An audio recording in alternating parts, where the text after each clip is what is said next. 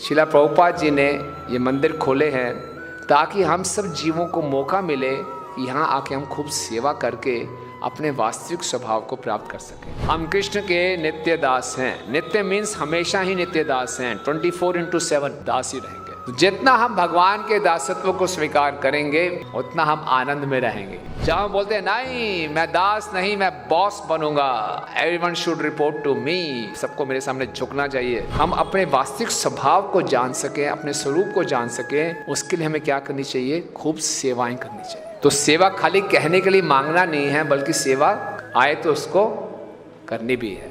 तो ये राधा रानी और कृष्ण की बहुत बड़ी कृपा है, क्योंकि हमने सेवा मांगी तो सेवा मिल गई। जितनी सेवा करेंगे, भक्तिविनोद ठाकुर कह रहे हैं, आप उतना खुश रहेंगे। तो जो सेवा है भगवान की विशेष कृपा प्रदान करवाती है, भगवान से हमारा संबंध बन जाता है। भक्ति में हम कितनी तरक्की करेंगे ये निर्भर करता है कि हमारा एटीट्यूड कैसा है। तो टाइमिंग इज़ वेरी इंपॉर्टेंट। सेवा की भीख मांगनी पड़ती है कि मुझे ये सेवा दे दीजिए, बहुत कृतज्ञ होना चाहिए, बहुत धन्यवाद देना चाहिए कि हमें ये सेवा मिले। चैतन्य महाप्रभु जो कि परम पुरुषोत्तम भगवान हैं, भिक्षा मांगी कि मैं मंदिर साफ करना चाहता हूँ। सेवा की भीख मांगनी पड़ती है। कितने भक्त लोग सेवा लेंगे, पार्किंग की जाओ जी, लोगों की गालियाँ सुनो, और कुछ भी सेवा करने को तैयार होना चाहिए। ये सेवा क्यों उसको क्यों मिल गई, मुझे क्यों सेवा नहीं मिली, मेरा मूड खराब हो गया, मैं सेवा कर रहा था उसने आके मुझे डांट दिया, मैं जा रहा हूँ। जो गुरु और कृष्ण को प्रसन्न करे वो हमें करने को तैयार होना चाहिए। इसके लिए किसी भी हद तक जाना पड़े हमें जाने को तैयार होना चाहिए। जो हमें तकलीफ सहनी पड़ती है, जो दुख मिलता है, वो मेरा क्या है? सबसे बड़ा सुख है। थोड़ी सी मुश्किलें आई, हम सेवा वहीं छोड़ दें, प्रभु ये सेवा मुझसे नहीं होती, बहुत मुश्किल है। जितना हम कष्ट सहेंगे भगवान की सेवा के लिए, उतनी ज़्यादा हमें कृपा मिलेगी। सेवा को निपटाने के लिए नहीं, औपचारिकता के लिए नहीं, चलो यार मिलिए निपटा दो किसी ढंग से, टॉप मोस्ट क्वालिटी, ये हृदय का काम है। प्रभु जी क्या बोलेंगे, कर दी से यहाँ हो गई या निपट गई ना। भावग्राही जनार्दना, आप किस अच्छे भाव से, कितनी मेहनत करके, कितने कष्ट सहते हुए इस सेवा को करते हैं। हनुमान जी से हमने सीखना है, कितने वो सेवा के लिए उत्साहित, सेवा के लिए तत्पर। तो हम सबके लाभ के लिए सनातन गोस्वामी जी इतना महत्वपूर्ण प्रश्न पूछा कि मुझे मालूम नहीं मैं कौन हूँ। तो चैतन्य महाप्रभु ने उत्तर दिया, जीवेर स्वरूप है कृष्ण नित्य दास, हमेशा ही नित्य दास हैं, 24/7 दास ही रहे। कैसा लगा आपको सुन के कि 24 घंटे पूरा हफ्ता आप नौकर हो? किसी को बोलो कि आप पूरा जीवन नौकर हो गए। इस संसार में हर कोई नौकर बनना चाहता है कि बॉस बनना चाहता है? बॉस बनने में आनंद है कि दास बनने में आनंद है? बॉस बनने में आनंद है। लेकिन महाप्रभु ने बोला नहीं, आप बॉस नहीं, आप दास हो। ये तो बड़ा शॉकिंग न्यूज है। लेकिन असली जो बॉस हैं वो कृष्ण हैं, और हम जो जीवात्मा हैं वो भगवान के दास हैं, सर्वेंट्स। जितना हम भगवान के दासत्व को स्वीकार करेंगे उतना हम आनंद में रहेंगे। ये विश्वास कर लो कि मैं कृष्ण का दास हूँ, हमारे सारे दुख दूर हो जाएंगे। जहाँ बोलते हैं नहीं मैं दास नहीं, मैं बॉस बनूंगा, सबको मेरे सामने झुकना चाहिए, तो हर कोई बॉस बनेगा। सब में लड़ाई झगड़े तभी हो रहे हैं। पागल व्यक्ति किसको बोलते हैं? जो मेंटली अपसेट हो। तो इस संसार में हर कोई मेंटली परेशान है, किसको हम बोलेंगे पागल है? जिसका सुध-बुध ही नहीं है, क्या बोल रहा है, क्या कर रहा है, हर किसी को लगता है दूसरे को पता नहीं वो क्या किसको बोलेंगे? He is mad. जो कृष्ण का दास नहीं, दास तो सभी हैं जो मानते नहीं हैं। तो वास्तव में पागल वो व्यक्ति है जो जानता नहीं कि मैं कौन हूँ, वो अपनी गलत पहचान से अपनी आइडेंटिफाई करता है, जो अपनी गलत पहचान बताता है। तो इस संसार में वास्तव में देखा जाए तो हर व्यक्ति पागल है, हर व्यक्ति अपने आप को इस शरीर समझ रहा है, लेकिन वास्तव में हम क्या है? शरीर के अंदर रहने वाली आत्मा। हम अपने वास्तविक स्वभाव को जान सकें, अपने स्वरूप को जान सकें, उसके लिए हमें क्या करनी चाहिए? खूब सेवाएं करनी चाहिए। जब हम हरे कृष्ण महामंत्र बोलते हैं, इसका मतलब क्या होता है? हे राधा रानी, हे कृष्ण, मुझे अपनी सेवा दीजिए। तो सेवा खाली कहने के लिए मांगना नहीं है, बल्कि सेवा आए तो उसको करनी भी है। जब हमारे को कोई सेवा मिलती है तो ये राधा रानी और कृष्ण की बहुत बड़ी कृपा है, क्योंकि हमने सेवा मांगी तो सेवा मिल गई। सेवा करके हरे कृष्ण महामंत्र का जप भी करें और सेवा भी करें, तो हम अपने असली स्वरूप को, कि हम कृष्ण के दास हैं, उसको जान पाएंगे कि मैं शरीर नहीं आत्मा। जब तक हमें दो काम नहीं करेंगे, हम इस भ्रम में रहेंगे कि मेरा ये नाम है, मैं ये करता हूँ। ये हमारी गलत पहचान है। असली पहचान क्या है? कि मैं कृष्ण का नित्य दास हूँ, मैं एक जीवात्मा हूँ। हर किसी को खूब सेवा करनी चाहिए। जितनी सेवा करेंगे, भक्तिविनोद ठाकुर कह रहे हैं, आप उतना खुश रहेंगे। कितने लोग हमेशा खुश रहना चाहते हैं? इस संसार में हर व्यक्ति परेशान है। क्यों? हर व्यक्ति सोचता है मैं बॉस बन के खुश हो जाऊंगा, लेकिन वास्तव में रहस्य क्या है? दास बन के खुश हो। हर व्यक्ति बॉसों का बॉस बनना चाहता है और इस चक्कर में टेंशन में रहता है, परेशान रहता है। अगर हम यहाँ मंदिर में आते हैं और मंदिर में हम सेवा करना सीखते हैं, तो जो सेवा है वो हमें भगवान की विशेष कृपा प्रदान करवाती है, और जितनी हम सेवा करेंगे उतनी हम माया से बचेंगे। एक फार्मूला है हमारे पीछे, बोलिए, सेवा सेव्स। सेवा हमें बचाती है माया से, जो हमें बहुत सताती है। तो अगर हम सेवा करेंगे तो किससे बच जाएंगे?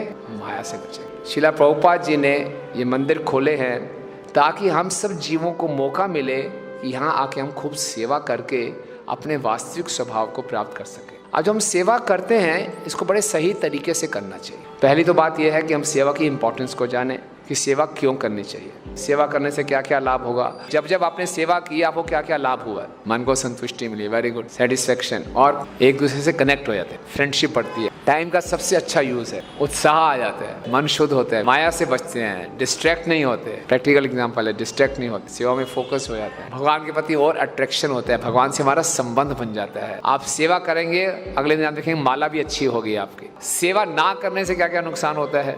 देहात्म बुद्धि में हो जाते हैं। किसी का एक्सपीरियंस है काफी समय सेवा से दूर रहा, उसको कैसा लगा? सेल्फिश हो जाता है। बहुत अच्छी बात, सेल्फिश होता है, हृदय बड़ा कठोर हो जाता है, अहंकार बढ़ जाता है। तो अभी हम यहाँ समझ गए, इतना समझ गए कि हमारा स्वरूप है कृष्ण की हमेशा सेवा करना।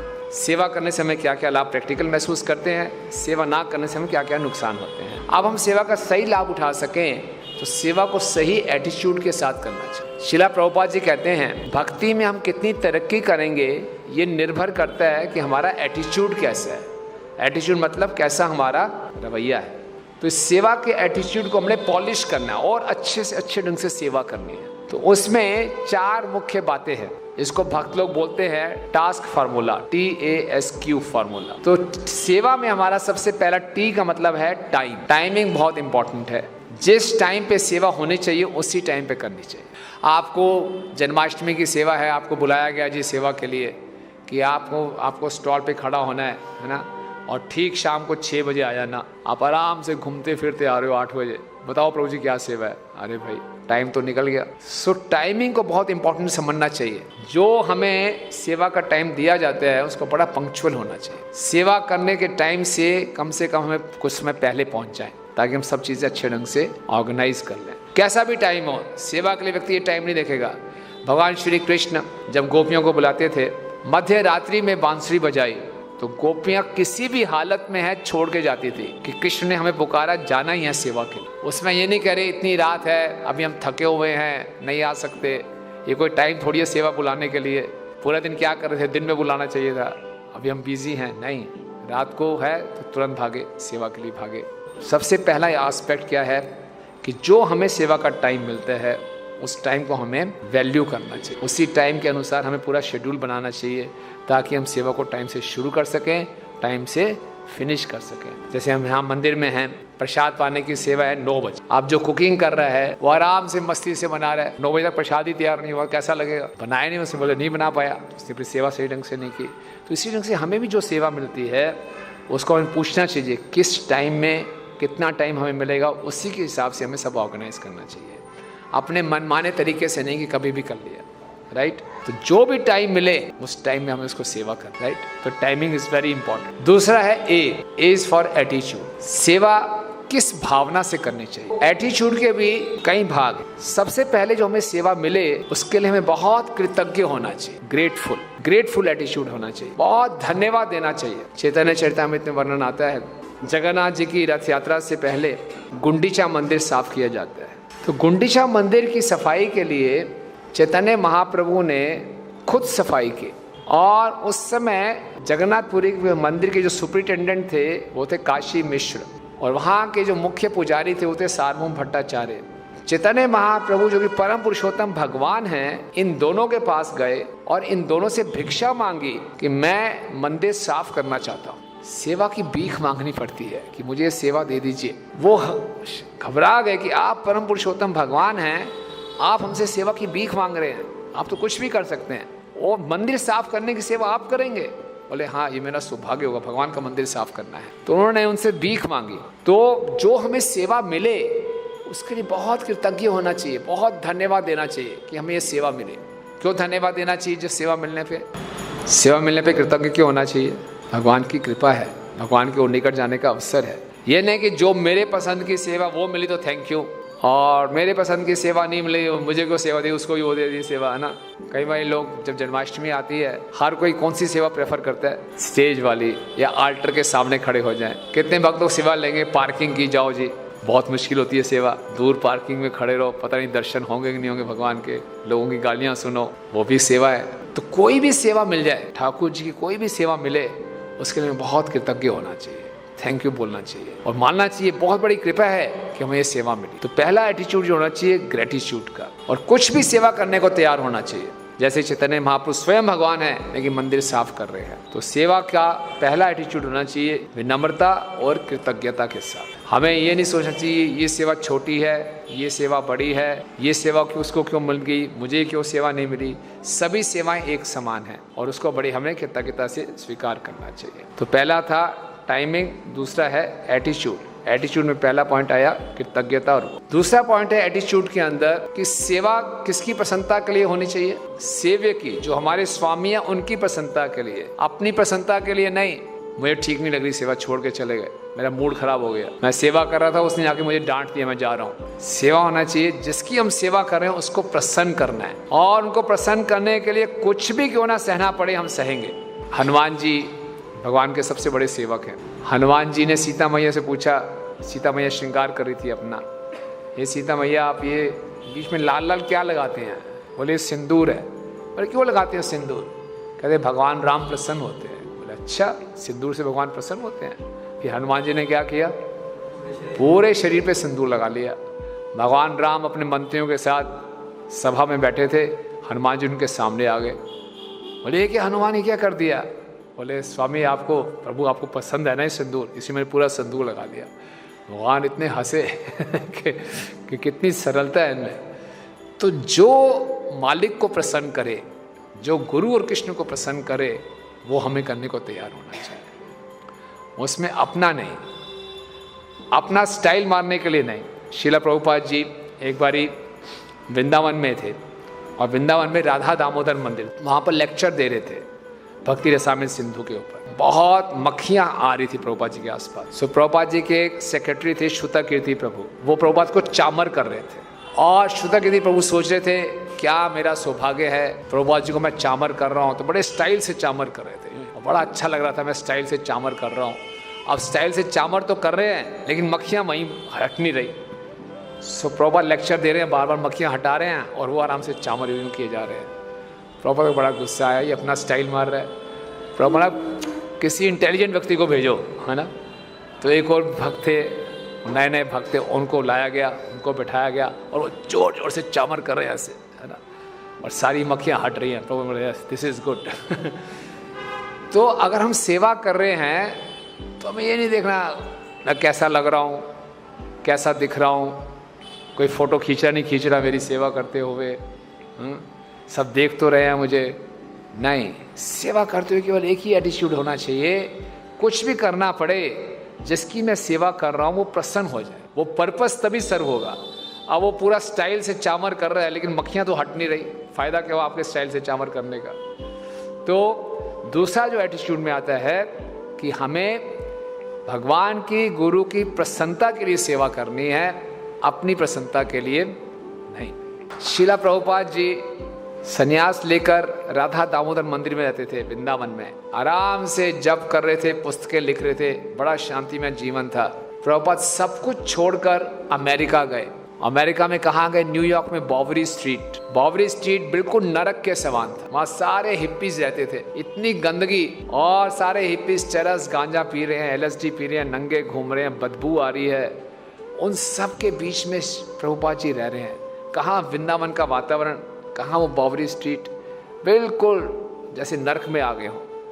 लेकिन नर्क में क्यों आए प्रभुपाद? अपने गुरु को प्रसन्न करने के। तो सेवा करने के लिए हमने कृष्ण और गुरु को प्रसन्न करना है, इसके लिए किसी भी हद तक जाना पड़े हमें जाने को तैयार होना चाहिए। ये है, तब है सेवा का आनंद। श्रीमती राधा रानी जब कृष्ण वृंदावन छोड़ के मथुरा चले जाते हैं तो उनके विरह में, और उनके विरह समझते हैं सेपरेशन में, और उनके सेपरेशन में वो इतनी दुखी हैं, खाना पीना सब छोड़ दिया, सोना खाना पीना बिल्कुल छोड़ दिया, और ऐसा लग रहा है कि अभी शरीर छोड़ने वाली है, अभी शरीर छोड़ने वाली है। लेकिन वो शरीर छोड़ नहीं रही। क्यों नहीं शरीर छोड़ रही? उनको बोला कि अगर अभी मुझे मृत्यु प्राप्त हो गई तो कृष्ण को मालूम चलेगा कि मैंने शरीर छोड़ दिया, तो कृष्ण को दुख होगा, इसलिए मैं शरीर भी नहीं छोड़ूंगी और दुखी भी रहूंगी। तो वो कहती है कृष्ण की सेवा में जो दुख मिले वो मेरा सबसे बड़ा सुख है। कृष्ण की सेवा में जो हमें तकलीफ सहनी पड़ती है, जो दुख मिलता है, वो मेरा क्या है? सबसे बड़ा सुख। आप पुस्तक वितरण करने की सेवा में जाते हैं, कभी कुछ दुख हुआ था सेवा करते हुए, कुछ परेशानियां हुई थी, किसी को मार पड़ी पुस्तक वितरण करते हुए? कहीं भक्त हमारे पुस्तक वितरण करें, कोई थप्पड़ मार के चला गया, कोई थूक के चला गया, एक पुलिस पकड़ के ले गई, क्यों ले आ रहे हो? तैयार हो आप? पुलिस पकड़ के ले जाए आपको जेल में, जाने को तैयार हो गए हैं? तो भक्तों को मिला, भक्तों ने ऐसे कष्ट सहे। एक पागल सा व्यक्ति था, उसने दारू पी हुई थी, पुस्तक लेने लगा, पुस्तक भी खूब से थप्पड़ मार के गाड़ी में चला गया। तो उसमें बड़ा गुस्सा आया, आप सोचिए। तो प्रभुपाद जी को याद किया, ठीक है प्रभुपाद आप मुझे शक्ति दीजिए। प्रभुपाद जी ने कितने कष्ट सहे, जलदूत में गए, 2 बारी हार्ट अटैक्स हुए, इन कष्टों को क्यों सहा? तो भगवान की सेवा जब हम करेंगे तो कई बार कुछ मुश्किलें आती हैं तो हमें हिम्मत नहीं हारनी। कई बार क्या होता है, हम सेवा कर रहे हैं, थोड़ी सी मुश्किलें आई, हम सेवा वहीं छोड़ दें, प्रभु ये सेवा मुझसे नहीं होती, बहुत मुश्किल है। नहीं, उन मुश्किलों को सहना है, और वो जो तकलीफें हमारे होंगी, जो हमें दुख मिलेगा, वो हमारा सबसे बड़ा सुख है, हमें ऐसे मानना चाहिए। तो जितना हम कष्ट सहेंगे भगवान की सेवा के लिए, उतनी ज्यादा हमें कृपा मिले। तो एटीट्यूड में पहला क्या पॉइंट था? पहला था टाइम, टाइम के बाद एटीट्यूड, एटीट्यूड के बाद एटीट्यूड में कुछ सब पॉइंट्स थे। पहला सब पॉइंट क्या है? ग्रेटिट्यूड और ह्यूमिलिटी, विनम्रता और कृतज्ञता के साथ। दूसरा, केवल जिसकी सेवा कर रहे हैं उनकी प्रसन्नता के लिए होना चाहिए। और तीसरा, सेवा करने में जो भी कष्ट आए उस कष्ट को उठाने के लिए तैयार हो। फिर है तीसरा पॉइंट आता है एस, स्कोप। सेवा का स्कोप क्या है? हनुमान जी को बोला गया संजीवनी बूटी लेकर आओ। हनुमान जी गए, पता नहीं संजीवनी बूटी कहाँ से ढूंढे। तो हनुमान जी ने क्या किया? पूरा पर्वत ही उठा लाए। तो जब हम सेवा कोई मिलती है तो उसका स्कोप जानना चाहिए कि मैं what I am suppose to do, करना क्या है, आप इस सेवा से चाहते क्या है, मुझे क्या क्या करना है, पूरा क्लियर कीजिए। हनुमान जी चाहते थे ये सेवा करने जा रहा हूँ, मुख्य उद्देश्य है बूटी पहुंचनी चाहिए। कोई साधारण भक्त होता, बूटी मिली नहीं मुझे, वापिस आ जाता, पर्वत तो पहुंच गया, बूटी कैसी होती है वैद्य जी बताओ तो सी। बोले इतना टाइम नहीं है, इमरजेंसी है, पूरा पर्वत ही उठा के ले चलो, देखी जाएगी जो होगा। जैसे मैंने गुंडीचा महादेव का उदाहरण दिया, चैतन्य महाप्रभु ने रिक्वेस्ट की कि मैं गुंडीचा मंदिर साफ करना चाहता हूँ, तो पूरा बताया मंदिर की सफाई का मतलब क्या। आपको बोला प्रभु जी अभी रात को क्लास खत्म हो गई, मंदिर साफ करना है, तो आपका क्या प्रश्न होना चाहिए? मंदिर साफ करना है मतलब क्या, कैसे साफ करना है? प्रभु जी खाली झाड़ू लगाना है क्या, कि पानी से धोना भी है, और इसमें क्या क्या प्रभु जी अल्टर तक भी साफ करना है, कहाँ से कहाँ तक करना है, पूरा क्लियर, पूरा स्कोप क्या है ये मालूम करना चाहिए। और उसके बाद उसी ढंग से उसको हम ऑर्गेनाइज कर सकते हैं। कई बार मालूम नहीं हमारी सेवा का स्कोप क्या है तो हम कंफ्यूज रहते हैं। स्कोप का अर्थ ये भी है, जैसे शीला प्रभुपाद जी के गुरु माँ ने उनको आदेश दिया कि पाश्चात्य देश में जाके प्रचार करो अंग्रेजी भाषा में। प्रभुपाद पाश्चात्य देश में गए, अंग्रेजी भाषा में प्रचार किया। नहीं, उसके बाद क्या प्रभुपाद रुक गए? नहीं, प्रभुपाद ने देखा इस सेवा का स्कोप और कहाँ कहाँ जा सकता है, तो प्रभुपाद कहाँ गए? पूरे विश्व में घूमे, इंडिया में प्रचार शुरू कर दिया। स्कोप का मतलब है कि जहाँ सेवा हो सकती है उसको हम और आगे बढ़ाएं, जितना फैला सकते। हम जिस कंपनी में पहले काम करते थे, वहाँ के जनरल मैनेजर बहुत स्मार्ट थे। किसी को कुछ इंक्वायरी करने के लिए भेजते थे तो वापसी में आते थे, उनसे 10 क्वेश्चन पूछते थे। तो हम सोचते थे आपने तो ये तो पूछने को बोला ही नहीं था, उसके साथ 10 क्वेश्चन और पूछ रहे हो। बोले जब आप सब्जी में आलू खरीदने जाते हो तो टमाटर का भी रेट पता करके आओ, टमाटर का क्या रेट है, तब आप इंटेलिजेंट हो। सब्जी मंडी गए, आलू खरीदने गए, खाली आलू खरीद के वापस आ गए। नहीं, आप आलू भी खरीदो, साथ साथ में आसपास की सब्जी क्या भाव चल रहा है ये भी मालूम करके आओ। ये इंटेलिजेंट व्यक्ति है। तो अच्छी सेवा क्या स्कोप है? जो सेवा मिली वो तो सेवा करनी है अच्छे ढंग से समझ के, उसके अतिरिक्त और मैं क्या सेवा कर सकता हूँ उससे जुड़ी वो भी करना। और फिर आता है लास्ट में क्या? क्यों? Quality, top most quality. क्यों होनी चाहिए टॉप मोस्ट क्वालिटी? क्योंकि भगवान के लिए हो रही है टॉप मोस्ट क्वालिटी। अभी आपको प्रसाद मिलेगा, आप क्या अपेक्षा करते हो? आप प्रसाद टॉप मोस्ट क्वालिटी का होना चाहिए नहीं होना चाहिए? होना चाहिए। प्रसाद टॉप मोस्ट क्वालिटी का कब होगा? जब उसको भगवान को जो बनाया जाएगा, भोग ऑफर होगा, वो टॉप मोस्ट क्वालिटी का होगा। इसी ढंग से हम प्रतिदिन माला करते हैं, माला भी भगवान को एक ऑफरिंग है। माला कैसे होनी चाहिए? Top most quality. सेवा को निपटाने के लिए नहीं, औपचारिकता के लिए नहीं, चलो यार मिलिए निपटा दो किसी ढंग से, नहीं, टॉप मोस्ट क्वालिटी। जब गुंडीचा मंदिर मार्जिन हो रहा था तो चैतन्य महाप्रभु ऐसे सफाई कर रहे थे अपने हाथों से जैसे उनके एक हाथ नहीं 100 हाथ हों। और सब भक्तों को उन्होंने बोला कि पहले पूरे मंदिर में झाड़ू लगाओ और जितने भी घास तिनके उनको उठाओ। और उन्होंने बोला सब जितने घास तिनके उठा के बाहर फेंकेंगे, कौन कितनी गंदगी उठा के बाहर फेंकेगा, इससे मालूम चल जाएगा किसने ज्यादा मेहनत की है। और सबसे ज्यादा गंदगी किसने उठाई होगी? भगवान ने, महाप्रभु ने। फिर महाप्रभु ने सारी बाल्टी लेकर सब पानी से धोया, झाड़ू लगाया और फिर पूरा इंस्पेक्शन के लिए गए। तो उसमें से कुछ भक्त तो बहुत अच्छा कर रहे थे, कुछ थोड़े ढीले भक्त होते हैं, टाइम पास कर रहे थे। तो महाप्रभु ने उनको डांटा, ऐसे नहीं, इनसे सीखो ये कैसे कर रहे हैं। फिर उनको भी शर्म आई, उन्होंने भी अच्छा करना शुरू किया। तो हम जब सेवा करते हैं हमें अपने आप को बहुत सौभाग्यशाली समझना चाहिए और अपना बेस्ट ऑफ द बेस्ट प्रयास देना चाहिए, best of the best. Time pass नहीं करना, बस खत्म हो सेवा किसी ढंग से, मेरा काम पूरा हो गया। पूरा हृदय दे के उसमें करना चाहिए, तब भगवान के साथ तुम्हारे हृदय का संबंध बनेगा। एक छोटा बच्चा होता है तो माँ उसकी सेवा करती है, तो जो भी माँ बच्चे की सेवा करेगी उसको top most best of the best quality देगी। ऐसा नहीं कि बस किसी ढंग से इसको निपटाएं। तो ये ऑफिशियल काम नहीं है, ये हृदय का काम है, ये कोई सरकारी काम नहीं है किसी ढंग से लिखा पढ़ी करके निपटा दो यार, प्रभु जी क्या बोलेंगे, कर दी से यहाँ हो गई यार, निपट गई। भगवान क्या देखते हैं? भावग्राही जनार्दना। आप किस अच्छे भाव से, कितनी मेहनत करके, कितने कष्ट सहते हुए इस सेवा को करते हो। तो क्वालिटी तो ये जो है जीवे स्वरूप है कृष्ण नित्यदास, हम अपने स्वरूप को प्राप्त कर सकते हैं अगर हम जो सेवा हमें मिलती है उसको सही चेतना के साथ, सही एटीट्यूड के साथ करने का प्रयास करें। तो हनुमान जी से हमने सीखना है, कितने वो सेवा के लिए उत्साहित, सेवा के लिए तत्पर है ना।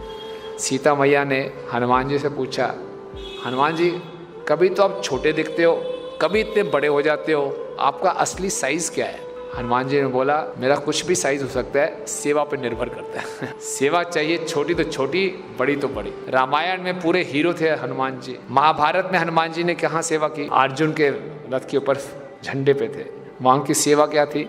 गर्जन करना, जोर से चिल्लाना, और कोई सेवा नहीं। अब भगवान कृष्ण ने बोला होगा हनुमान जी आप यहाँ बैठ जाओ झंडे के ऊपर, बस खाली क्या करना है? प्रभु मुझे चिल्लाना है। तो हमारा ऐसा कोई व्यक्ति होता है, प्रभु थोड़ा रिकॉर्ड चेक करो मैं कौन हूँ, रामायण का हीरो हूँ।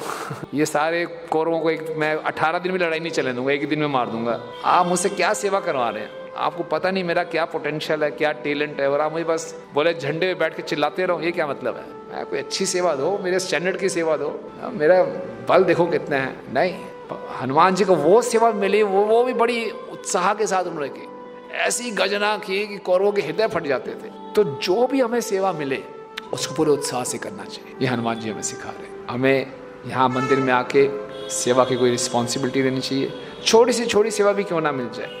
उससे क्या होता है, हमारा एक संबंध बना रहता है। अगर आप सेवा की कोई रिस्पॉन्सिबिलिटी नहीं लेंगे तो आपको कोई ऐसा इंस्पिरेशन नहीं होगा, क्लास जाऊँ ना जाऊँ छोड़ो यार आज मन नहीं है। लेकिन अगर आप कोई रिस्पॉन्सिबिलिटी ले लेते हैं कि वहाँ जाके मैंने कुछ करना है, ये मेरी सेवा है, तो अब क्या होंगे, आप बाध्य हो जाएंगे और आपका एक कनेक्शन बना रहेगा। हरे कृष्णा हरे कृष्णा। तो ऐसे भक्ति से भरे और मस्ती से भरे ऐसे वीडियोस अगर आप चाहते हैं तो क्लिक करो, सब्सक्राइब करो ना।